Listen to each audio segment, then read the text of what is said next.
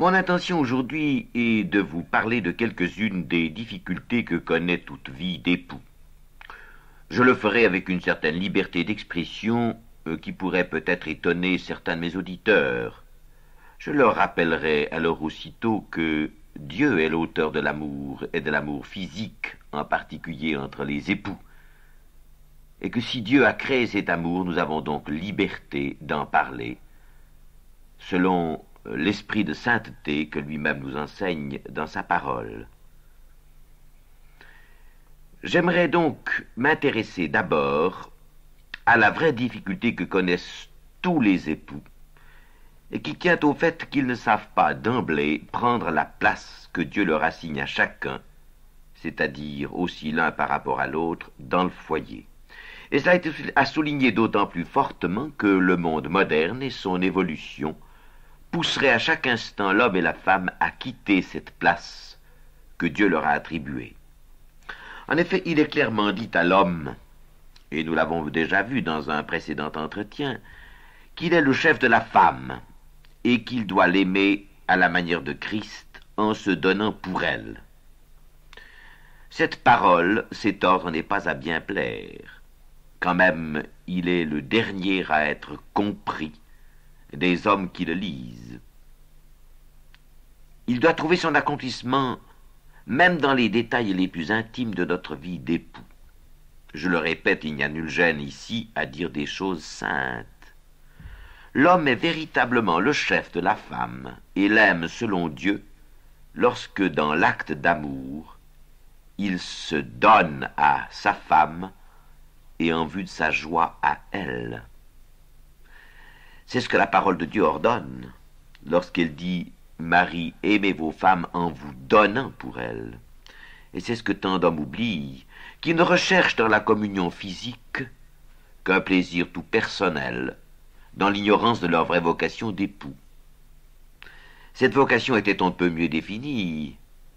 Christ, auquel l'homme est comparé, n'a en vue que le bonheur, que la joie de sa créature. Tout ce que le Christ pense, veut, décide, offre, est toujours en vue de la joie de la créature. Ainsi, sur le plan de l'amour, il est demandé à l'homme de s'oublier lui-même afin de vouloir d'abord la joie de son épouse, et osons le dire, la joie physique de son épouse, cette joie que Dieu a inscrite dans sa chair de femme, mais qu'il appartient à l'homme de lui révéler.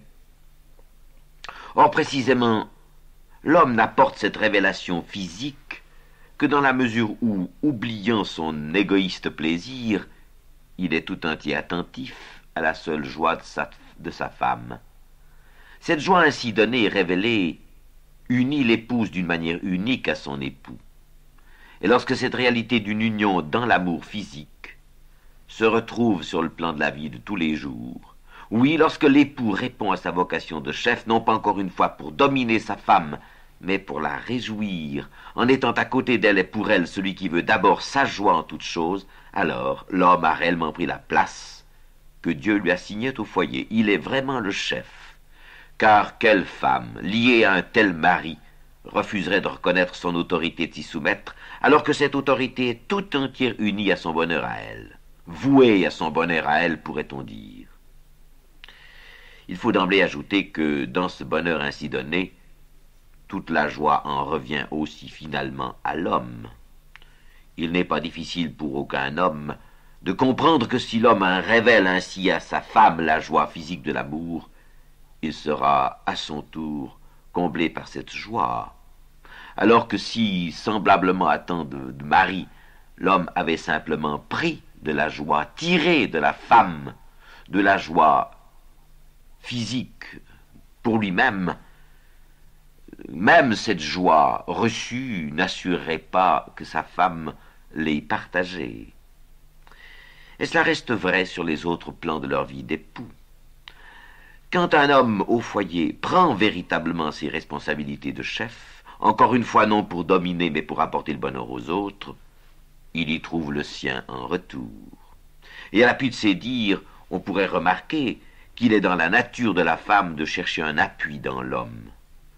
Une femme ne souffrira jamais d'avoir en son époux quelqu'un qui prend avec elle et pour elle ses responsabilités, tandis qu'elle aura à souffrir de ne pas se trouver cet appui, ce sens de la responsabilité, cette autorité aimante chez son mari. Et le lot douloureux de beaucoup de femmes est précisément d'avoir pour époux un homme qui ne prend pas ses responsabilités au foyer. Et quand même, pour suppléer à cette défaillance du mari, la femme prendrait alors, elle, l'autorité au foyer, je ne pense pas qu'elle en soit jamais heureuse pour autant. Voir ce que deviennent tant de femmes qui, par nécessité, ont dû prendre toutes les responsabilités, voir aussi ce que deviennent tant de maris dont l'épouse est le chef. On dit chez nous, elle porte les pantalons. Cela signifie beaucoup de choses. Cela signifie peut-être en effet que lui file doux à la maison. Mais quand un mari file doux à la maison, comment se comporte-t-il au dehors? C'est bien là ce qui fait la grande souffrance de tant de femmes d'aujourd'hui. Le mari n'est pas un chef, entendons ce mot dans le sens où nous l'avons défini.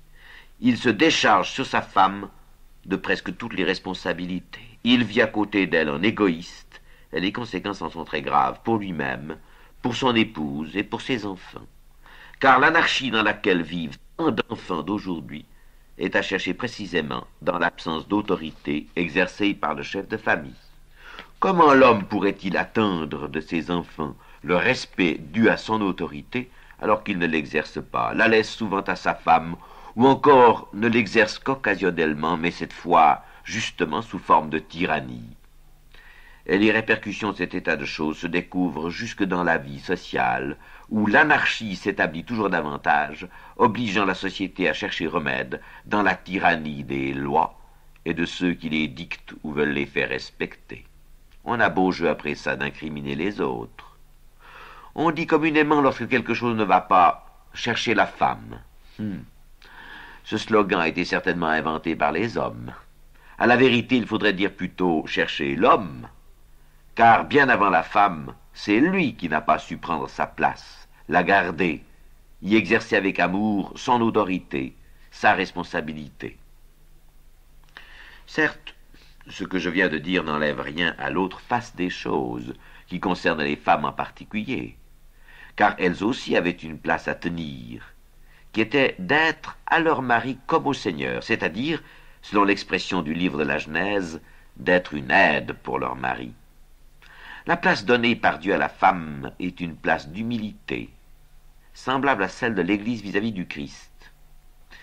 Hélas, innombrables aujourd'hui sont les femmes qui refusent cette place, parce que, contrairement à la volonté divine, elles veulent paraître, être admirées, choyées, adulées, mises bien en honneur. N'est-ce pas que toute notre société est organisée pour la mise en évidence de la femme, de ses charmes, de son corps, sans cesse offert et habillé, pour la provocation du regard de l'homme? N'est-ce pas que la femme considère comme un droit d'être reconnue comme l'égale de l'homme, auquel elle cherche du reste à ressembler, qu'elle imite jusque dans ses pires défauts, et auquel elle refuse de se soumettre? N'est-ce pas qu'en d'innombrables responsabilités, elle se plaît à supplanter l'homme, à lui ravir son autorité? La tyrannie féminine n'est pas de meilleure loi que la tyrannie masculine, loin de là. Et il y a des hommes qui en souffrent.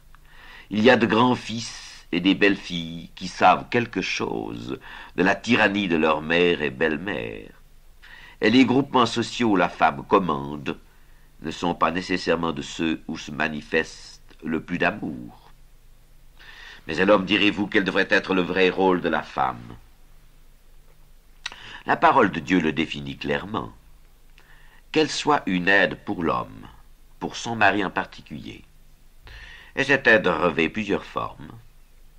La femme est douée d'une sensibilité exquise. Elle a des dons d'intuition. Elle a des dons de perception des choses et des gens qui complètent très heureusement la connaissance que l'homme acquiert, surtout par son intelligence raisonnée. En apportant à l'homme la richesse des dons nuancés qui sont les siens, elle peut aider puissamment à l'homme à prendre en meilleure connaissance de cause ses responsabilités. L'homme, souvent entraîné par la suffisance, l'orgueil de son savoir et la prétention de sa logique, discerne mal les pièges de son intelligence. Or, la femme a du cœur. Elle aurait à aider l'homme à connaître les limites de son savoir intellectuel, à découvrir une réalité qui, pour n'être point saisissable par la seule intelligence, n'en existe pas moins. Prenons une image, c'est la même qui a été prise lors de notre deuxième entretien. Dans notre corps, l'œil est un merveilleux moyen de connaissance. C'est précisément la particulière sensibilité de l'organe de la vue qui a amené le Créateur à cacher l'œil bien à l'abri derrière l'ossature du visage. Privé de la vue, un homme est singulièrement diminué, alors que doué d'une vue excellente, il est singulièrement facilité. Appliquons cette image au rôle de la femme. Sa sensibilité, sa faculté intuitive est un merveilleux apport dans la vie du couple. Mais ce même couple est particulièrement en danger quand la femme sort de sa place cachée. Elle fait courir au foyer le danger qui menacerait à un homme dont les yeux ne seraient plus cachés dans leur orbite, mais mis en évidence en avant du front si cela était possible. On voit d'ici les graves conséquences que cela pourrait avoir pour lui. C'est exactement ces graves conséquences que font courir à la société les femmes qui refusent de garder la place que Dieu leur a assignée. Et peut-être que les hommes sont les premiers responsables qui, refusant de prendre leurs responsabilités, laissent à la femme le soin de les prendre. En résumé, et il était bon de le souligner, l'anarchie morale et spirituelle dans laquelle nous vivons, les difficultés de nombreux foyers sur le plan des relations entre époux, entre parents et enfants et entre familles, tiennent pour une bonne part à ce refus des époux de rester à leur place respective et d'exercer là mutuellement leur vrai ministère.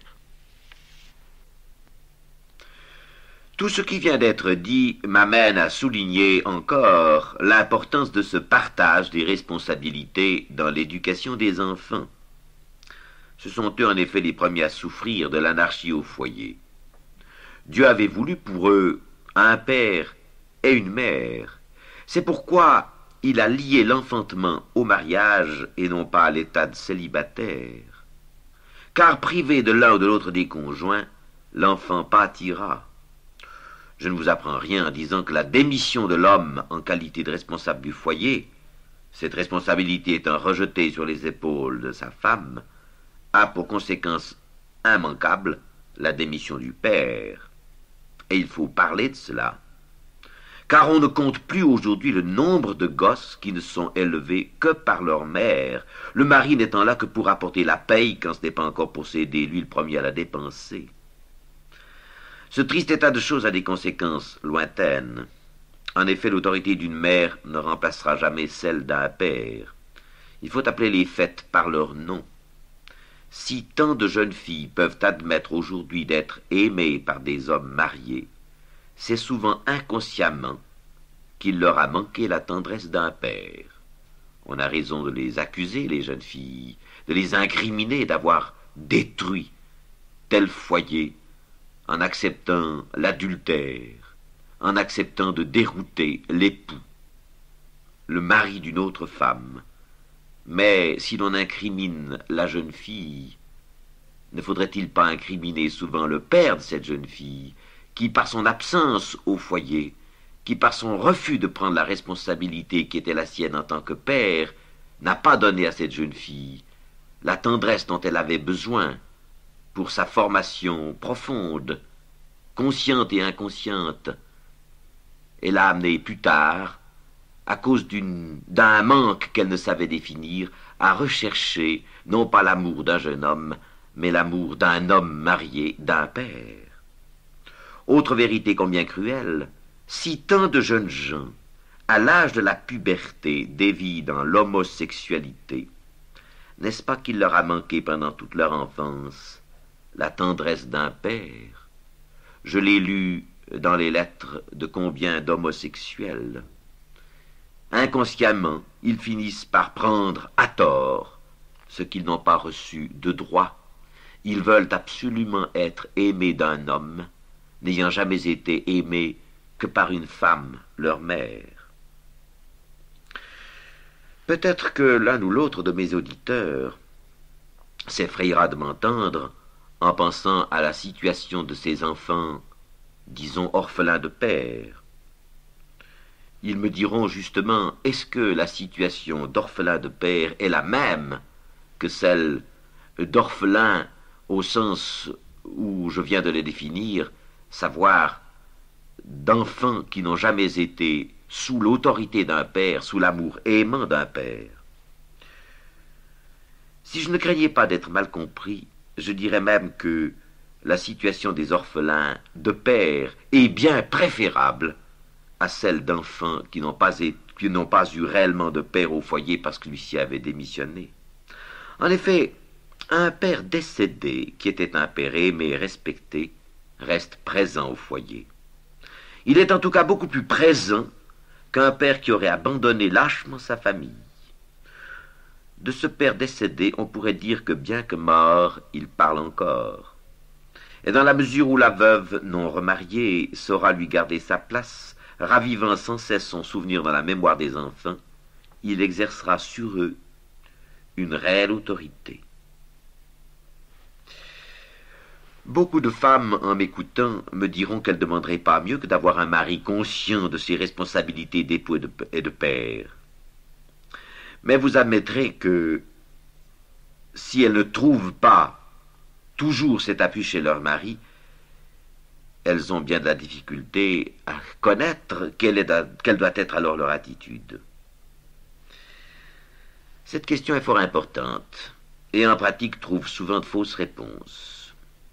Beaucoup de femmes s'imaginent en effet que la démission de l'homme en tant que chef du foyer leur donne la liberté de prendre sa place. Or, on ne corrige pas un mal par un autre mal. Quand une femme prend la direction du foyer à la place de son mari, elle ajoute un mal à celui qui existait déjà. C'est pourquoi la parole de Dieu recommande à la femme, dont l'époux ne serait pas un chef, de lui demeurer quand même soumise, c'est-à-dire, en restant à sa place, d'obliger le mari, en quelque sorte, à prendre la sienne. Elle le fera sans reproche ni amertume. Au contraire, gardant à côté de lui un esprit doux et paisible, premier et indispensable témoignage de sa foi, de sa vocation d'épouse selon Jésus-Christ, elle sera une aide pour lui, en lui rappelant sans cesse qu'il est lui le chef, et que sa seule possibilité n'est pas du tout de prendre sa place, mais de lui aider à tenir la sienne.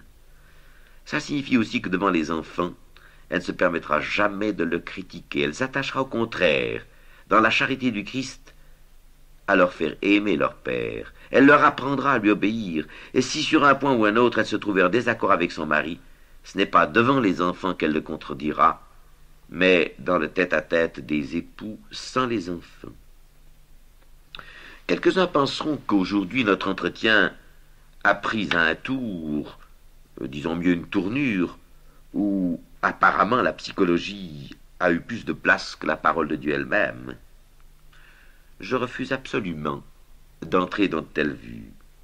En effet, à l'heure actuelle, on se donne beaucoup de peine pour appliquer aux gens, par la psychologie et toutes les recherches et études que cela suppose, ce que la parole de Dieu donne en quelques instants à qui veut l'entendre. On va même jusqu'à demander aux psychiatres, dans des traitements coûteux et jamais certains quant au résultat, ce que le Seigneur donne gratuitement dès l'instant où l'on prend au sérieux ce qu'il dit dans sa parole. Pour ma part, je ne connais pas de meilleur psychologue ou de meilleur psychiatre que le Seigneur Jésus-Christ lui-même. C'est peut-être parce que ces consultations comme ces traitements sont gratuits que les hommes n'en veulent pas. Si donc vous avez découvert cela dans l'entretien d'aujourd'hui, j'aimerais ajouter que, pour n'en avoir pas nécessairement cité ou lu de grands passages, la parole biblique était au centre de notre discussion. Vous pouvez le constater vous-même, chers auditeurs, si, prenant une Bible, vous lisez avec moi les passages que je vais citer et dont je vais vous donner lecture. Genèse, chapitre 2, verset 18. L'Éternel Dieu dit, « Il n'est pas bon que l'homme soit seul. Je lui ferai une aide semblable à lui. » Éphésiens, Chapitre 5, versets 21 et suivants. Soumettez-vous l'un l'autre, ou on peut traduire aussi soumettez-vous les uns aux autres, dans la crainte de Christ. Femmes, soyez soumises à vos maris comme au Seigneur, car le mari est le chef de la femme, comme Christ est le chef de l'Église, qui est son corps et dont il est le sauveur. De même que l'Église est soumise à Christ, les femmes aussi doivent l'être à leur mari en toutes choses. Mais le texte ajoute tout aussitôt, « Marie, aimez vos femmes comme Christ a aimé l'Église, et s'est donné », le texte pourrait même être traduit, « et s'est livré lui-même pour elle ». Celui qui aime sa femme s'aime lui-même. C'est ainsi que les maris doivent aimer leurs femmes, comme leur propre corps, car jamais personne n'a haï sa propre chair, mais il la nourrit et en prend soin, comme Christ le fait pour l'Église, parce que nous sommes membres de son corps. C'est pourquoi l'homme quittera son père et sa mère et s'attachera à sa femme, et les deux deviendront une seule chair. Que chacun de vous donc aime sa femme comme lui-même, et que la femme respecte son mari. Et cela étant posé, la parole de Dieu peut ajouter alors, « Enfants, obéissez à vos parents, selon le Seigneur, car cela est juste. » Mais la parole de Dieu précise aussitôt, « Et vous, pères, n'irritez pas vos enfants, mais élevez-les en les corrigeant et en les instruisant selon le Seigneur. Ce Seigneur qui fait de l'homme et du père celui qui a autorité au foyer. » Et puis un dernier passage, 1 Pierre 3, premier épître de Pierre au chapitre 3, les premiers versets. « Femmes, soyez de même soumises à vos maris, afin que si quelques-uns n'obéissent point à la parole, donc ne sont pas des chefs au sens où Jésus l'entend, ces maris soient gagnés sans parole par la conduite de leurs femmes, en voyant leur manière de vivre chaste et réservée. Femmes, ayez non cette parure extérieure qui consiste dans les cheveux tressés, les ornements d'or ou les habits qu'on revêt, mais la parure intérieure est cachée dans le cœur, la pureté incorruptible d'un esprit doux et paisible qui est d'un grand prix devant Dieu. Ainsi se paraient autrefois les saintes femmes qui espéraient en Dieu, soumises à leur mari, comme Sarah qui obéissait à Abraham et l'appelait son Seigneur.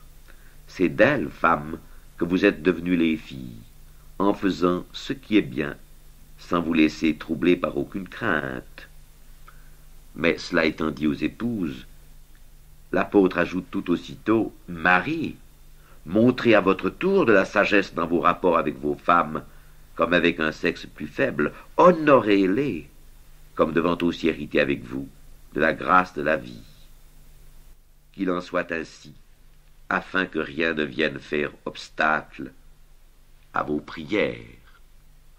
C'est qu'en effet, cette existence dans l'autorité du mari et du père, dans la soumission qui n'a rien d'un esclavage ou d'un asservissement de la femme à son mari,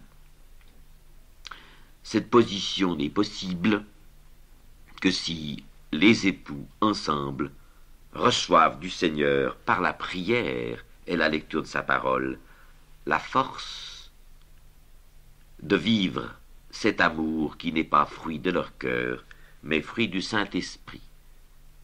C'est pourquoi je conclus cet entretien en disant que le Seigneur bénisse pour vous la méditation de sa parole et qu'il vous donne par le Saint-Esprit la joie de pouvoir la mettre en pratique.